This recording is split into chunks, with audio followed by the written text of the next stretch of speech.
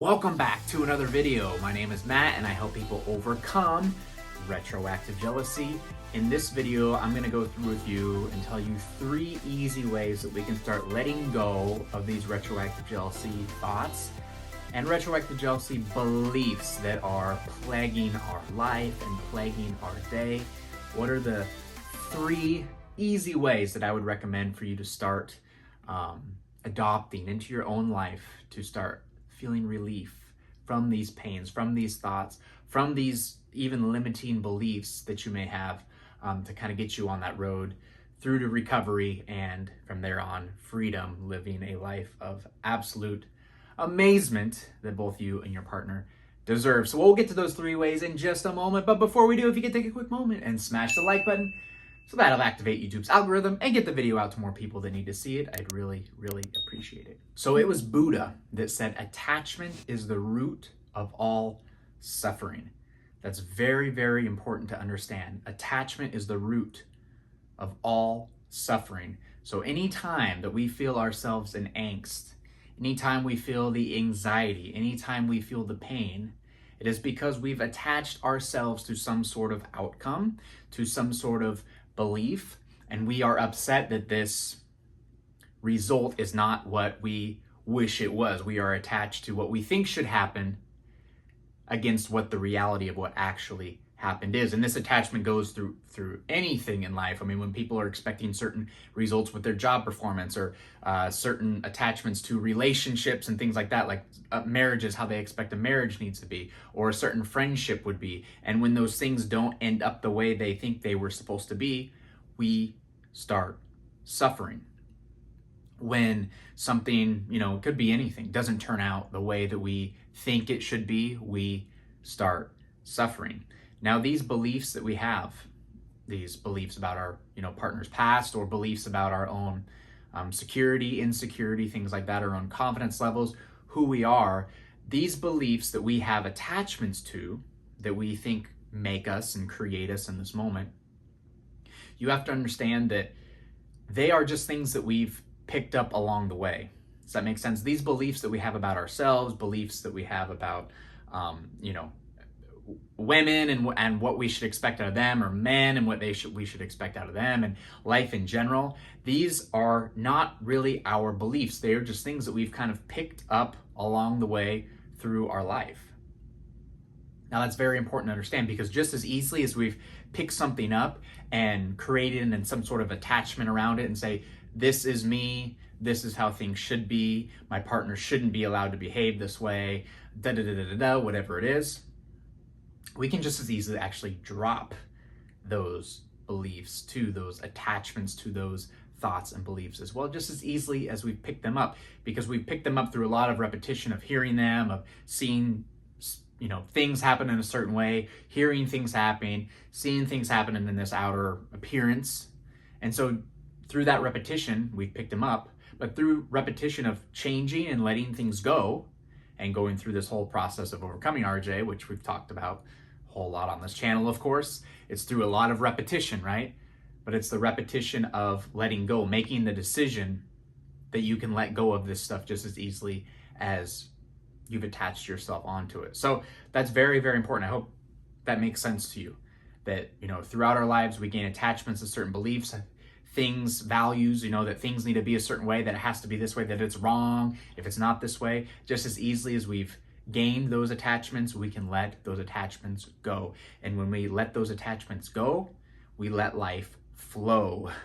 We let peace flow. We let stress out of our lives. It's so powerful when we can start detaching ourselves, letting go of certain thoughts and beliefs that no longer serve us. So the 3 ways, kind of a long intro, but I'll get to the 3 ways right now. The first one, and I mentioned this in a video 2 days ago, so repetitiveness, I'm repeating myself, feel it to heal it, okay? Feel it to heal it. Here's the thing, when we get a thought that bothers us, something that we're attached to, that we disagree with the outcome and it should be a certain way, we're attached to a result, we don't agree with what happened, so we feel the emotion. A lot of times, we will do a compulsive behavior, something to suppress that emotion, right? To get back to feeling better as quick as possible.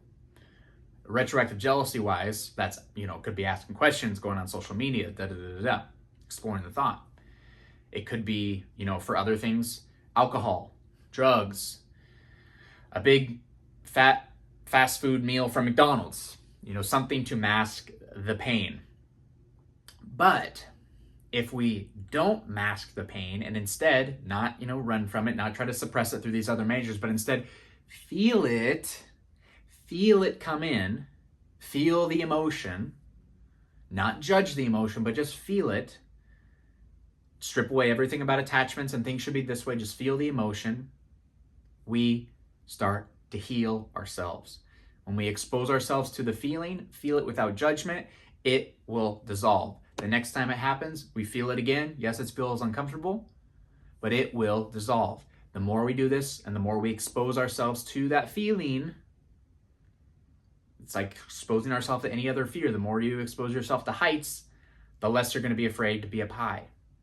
The more you expose yourself to swimming, if you're scared of the water, the less the water will begin to scare you. It's just like this. So when we have an attachment to an outcome, if we have a belief that we're really holding on to that's the truth, we can start letting go of those beliefs by focusing on the emotion that the belief brings up in us. Because once we conquer the feeling and the emotion, the belief can easily go away. Remember, it's not the thought, it's not the belief that hurts us, that we don't like. It's the feeling associated with it. When the feeling is gone, when the emotion is gone, the thoughts, the beliefs, the attachments are no longer there. So that's very important. Feeling it is healing it. Number 2, I'm going to go a little esoteric on you. Full disclosure. Trust in your higher self. Now, I always kind of preach on this channel that overcoming retroactive jealousy, you start to almost get a spiritual transformation. Will happen to a lot of you, probably most of you. I think everybody that I've really worked with very personally and close to through their struggles, have had some type of spiritual transformation because of this, which is nothing to be afraid of or back down from. I used to not be it used to kind of freak me out. Oh, spiritualism, and spiritual, I mean, it's very natural. You just gain a more connection with, God, with your religion, with the universe, whatever that is for you. But the way I see it, when we can start trusting in a higher self or a higher God or a higher universe, whatever you want to call it, the easier it becomes to stop taking life so seriously through these attachments, through these thoughts, and through these beliefs that actually bother us. So the way I kind of see it is we have like an ego self and we have a higher self.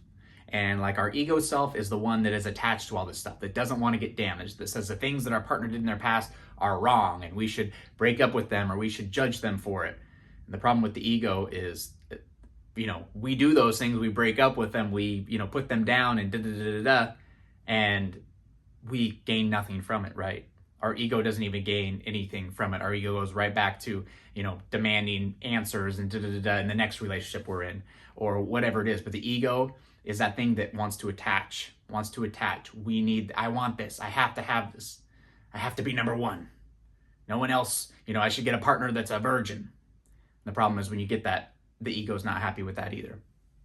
So there's that ego. Ego's not all bad, but I mean, in this description, it's kind of the bad guy, because then you have a higher self. And this higher version of yourself, if you want to just call it an inner self, a higher self, God, whatever,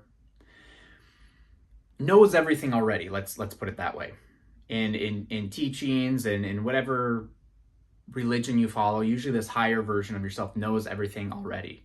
And it knows the best path for you to go down. And it knows no matter what path you go down, you're going to be okay. The path you actually go down is going to lead you to something else, something better that's going to enhance your life. So that means even like our worst days or our worst emotional times, or maybe something really bad that happened in our life or that we judge or label as bad, actually is only bad because we put that perspective on it. We've judged it as bad, but it actually has led us to something else, okay? Something else in our life that's actually we benefited from.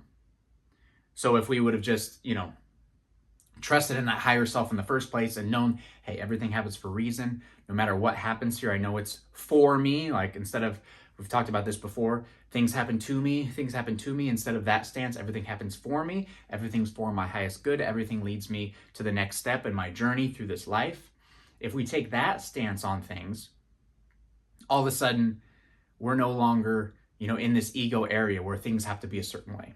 We're no longer making decisions from the ego or thinking through the ego about getting damaged and having attachments and getting harmed and getting betrayed and all these things. We're just being guided through life through this detached way, knowing that no matter what happens, it's for our highest good.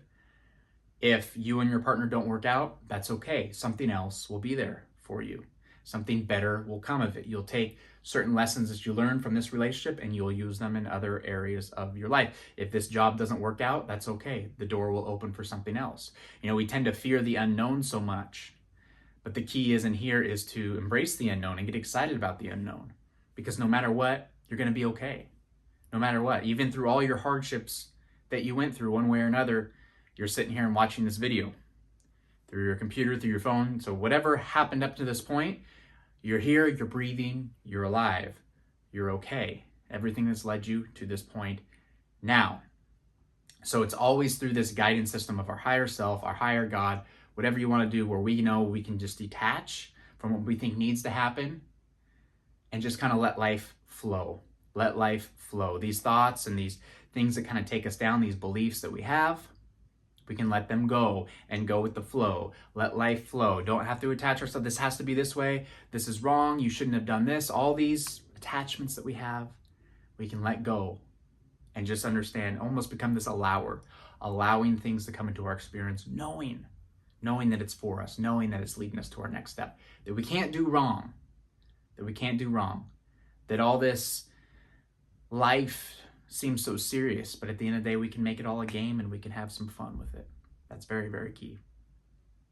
The third one is gratitude, okay?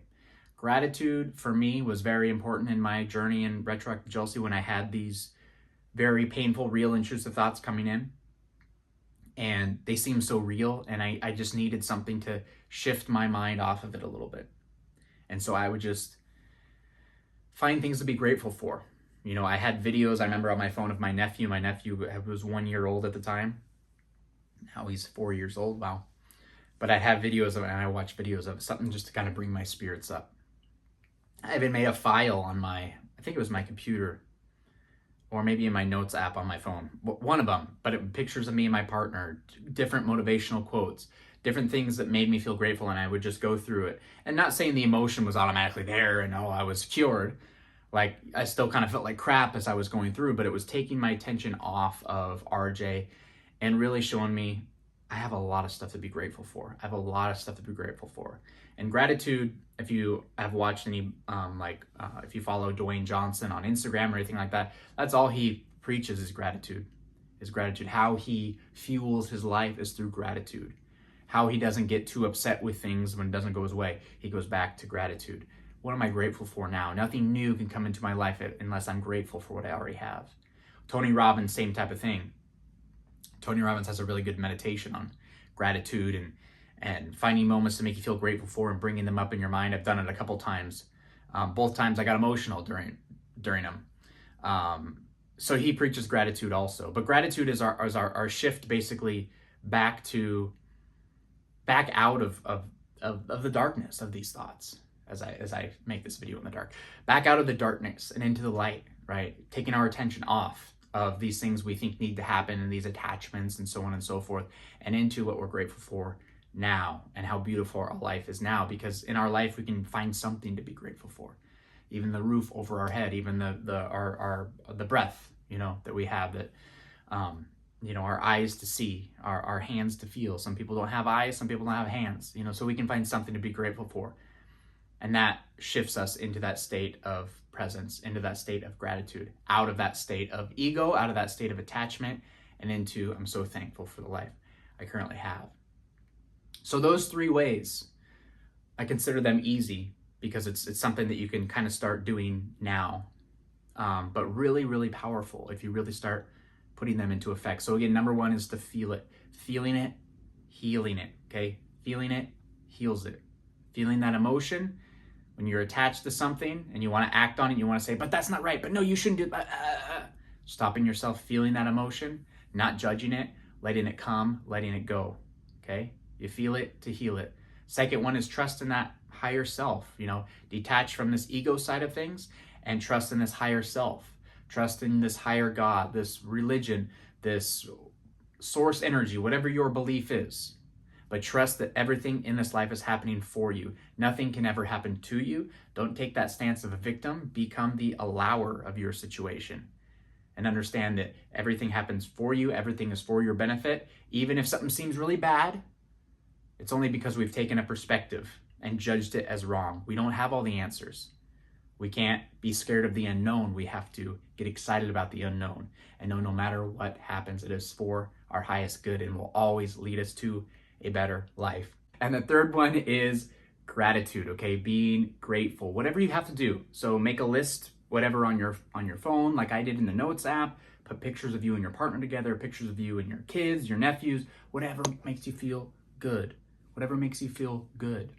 Okay, put that in there and go through it every chance you can.